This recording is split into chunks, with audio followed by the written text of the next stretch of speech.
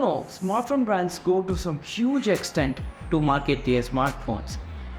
And I took some instances in past where they went too far to market their smartphones. And I'm going to point out those in this video. And let's get started.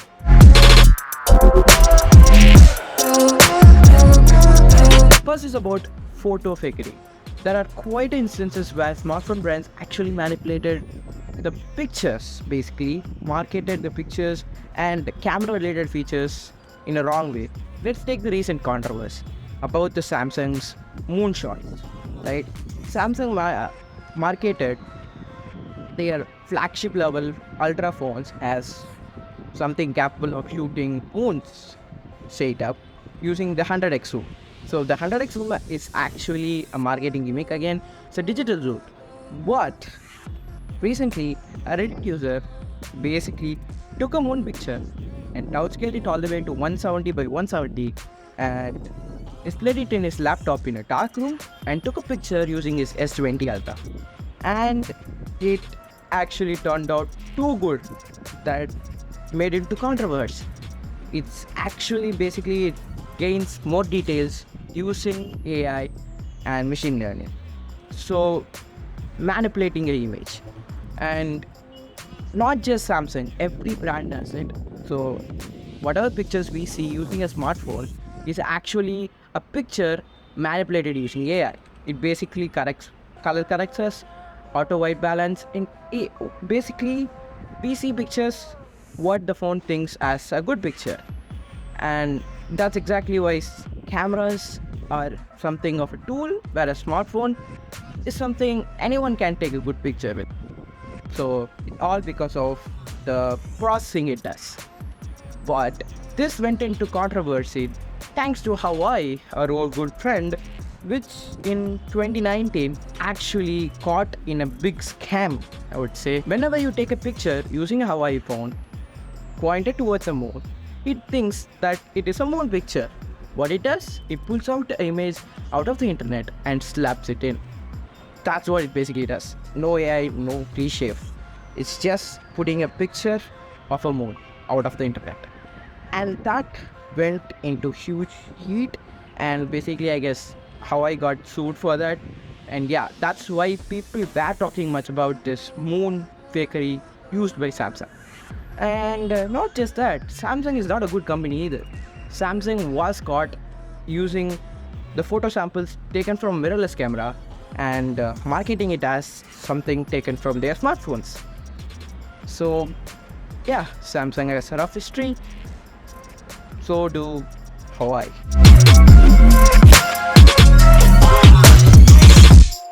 So I've been daily driving the OnePlus Nord and lately facing the issue that I wasn't able to use Instagram for more than 10 minutes because this phone heats up so much so that it makes my hand feel uncomfortable.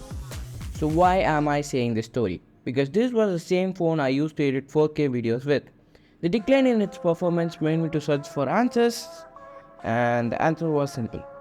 It was due to software updates. Let me explain. See, not just OnePlus, many brands like Apple have been accused of slowing down their old phones via updates.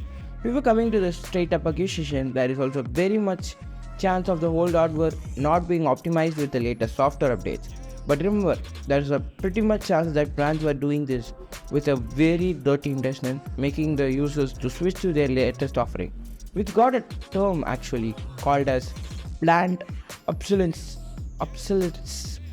I guess that's the pronunciation. If you want to know more, you can just give it a simple Google search.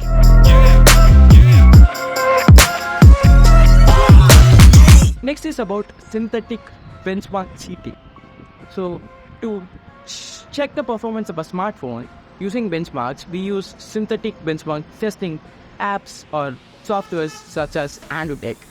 And MediaTek, one of the chip producers, actually manipulated or kind of fakely manipulated the scores of the AntuTech using some dirty tricks like overclocking the processor when it thinks that a benchmark software is running, and it basically making the phone to outperform the scores it would basically give when it runs normally. This is a huge dirty trick used by MediaTek in the past, and they used it in the Oppo Reno 3 Pro, I guess, in 2020, and they were caught cheating by Adotech, quite literally. And not just that, many brands like Hawaii, our good old friend, HTC, Oppo, Xiaomi were caught cheating the same way. So benchmark cheating is one of the ways brands actually use it in a wrong way to market their phones as it outperforms every other phone present in the world.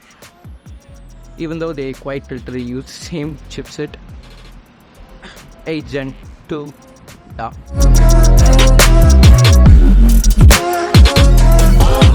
Brands show off their latest offering through pictures and renders, which sometimes were totally different from how the device looks in reality.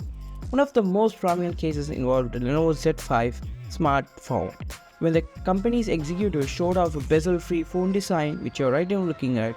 Well, it turns out that the real-world device actually had an iPhone-style notch.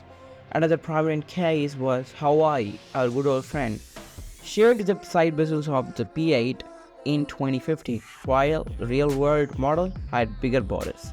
Not just smartphones, even the same reality for smartwatches from brands which claim them to be as number one smartwatch brand. Firebolt. So this is the render image of the Firebolt. So some random name they will keep it. So yeah, just this. But in reality it looks like this with huge bezels. Not just Firebolt, but many other brands also do like this.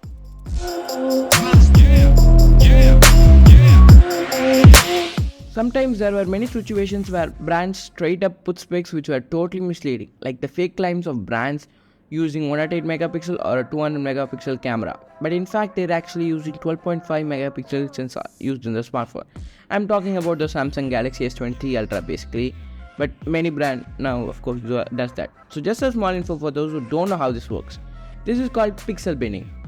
Pixel binning is nothing but a combining group of pixels into one large pixel. A 12 megapixel camera sensor will have 12 million pixels, and these light gathering pixels are known as photosites. The pixel binning varies from sensor to sensor. A 48 megapixel sensor usually bins 4 neighboring pixels to create one large pixel.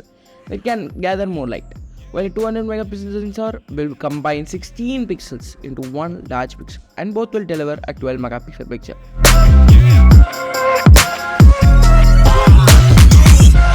In conclusion, smartphone makers might use these dirty tricks to get us buy their products, but as a consumer, it's our job to be aware of these kinds of scams and to watch a review from a reliable source before purchasing any product.